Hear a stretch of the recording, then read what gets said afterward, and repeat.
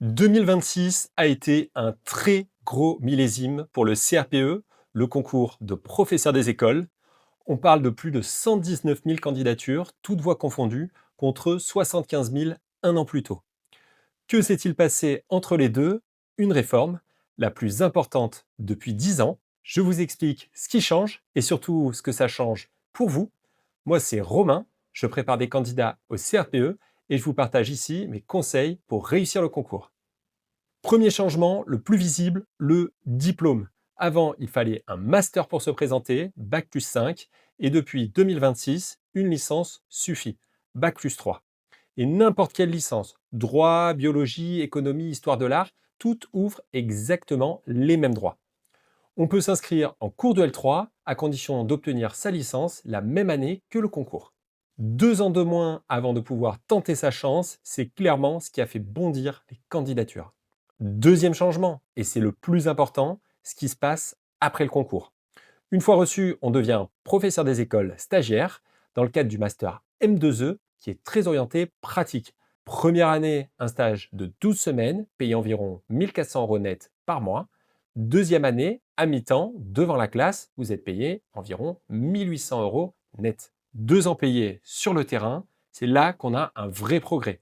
On apprend le métier en le faisant. Si le sujet des salaires vous intéresse, j'y ai consacré une vidéo entière, vous la retrouverez sur notre page. Maintenant, la question que certains se posent est si j'ai déjà un master ou si je suis en train d'en faire un. Voilà le calendrier. La session 2027 est la dernière où les deux concours coexistent.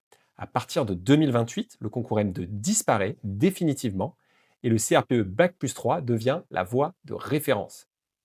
Donc si vous avez déjà un master en poche, vous pouvez passer le Bac plus 5 en 2027, mais ce sera la dernière session. Et il faut avoir quelque chose en tête. La voie master attire particulièrement ceux qui y sont éligibles cette année parce qu'elle ne demande qu'une seule année de formation après le concours, au lieu de 2. Beaucoup de candidats vont aller sur cette voie-là, sauf que les postes, eux, basculent plutôt dans l'autre sens. Dès 2026, il y avait déjà davantage de places ouvertes sur le Bac plus 3. Donc plus de candidats et moins de places, le taux de réussite va fatalement diminuer. Soyez stratège en fonction de votre situation et de votre capacité à bien réviser le concours. Si vous êtes éligible aux deux formats, mon conseil il est très clair, privilégiez le concours Bac plus 3. C'est là que sont les postes et c'est le format qui restera avec un tout nouveau master. En tout cas, ne préparez pas les deux en parallèle puisque c'est possible de passer les deux concours, mais en 2026, on a vu beaucoup de candidats naviguer entre les deux formats, se disperser et le regretter au moment des écrits. Donc, choisir, c'est renoncer, disait André Gide. En préparation de concours, c'est la meilleure chose qui puisse vous arriver. Une décision claire en septembre vaut mieux que 6 mois d'hésitation. Un dernier point, on me dit souvent, maintenant que c'est accessible dès la licence, le concours est plus facile. Alors non, il n'est pas plus facile, il est juste différent. À l'écrit, vous couvrez plus de domaines disciplinaires qu'avant. À l'oral, l'épreuve a changé de nature. On évalue moins votre pédagogie pendant la leçon, mais plus vos connaissances. Ce qui a bougé, c'est le moment où on peut le présenter, mais pas le niveau d'exigence du concours. Le CRPE reste difficile et mérite une bonne préparation.